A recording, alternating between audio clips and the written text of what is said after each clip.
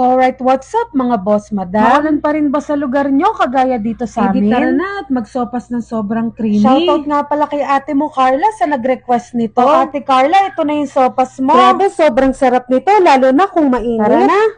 Simulan na natin magluto. Sa isang mainit na kawali ay maglagay nga lang tayo ng margarine or butter. Isunod na natin ng bawang sibuyas at ang elbow na pasta. After 1 minute ay pwede nyo nang ilagay yung hotdog at celery. Isunod nyo na nga rin pala ang 2 litrong tubig at ang manok. Pinirito ko nga pala muna ng very light yung manok para mas masarap. Ngayon, isunod nyo na nga pala ang pork cubes at patis. Paminta, carrots at mushroom na rin. Kapag malambot na ang pasta ay pwede nyo nang ilagay ang dahon ng celery at ang evaporated milk. Pakuluan nyo lang uli ng mga 5 minutes at pwede nyo nang ilagay ang repolyo. At ayan na, luto na ang ating pangmalakasang sopas. Makakakain na ulit. O paano guys, kita-kits ulit tayo sa susunod kong lulutuin. Pa-share, like, and leave a comment na rin. Tara, kain!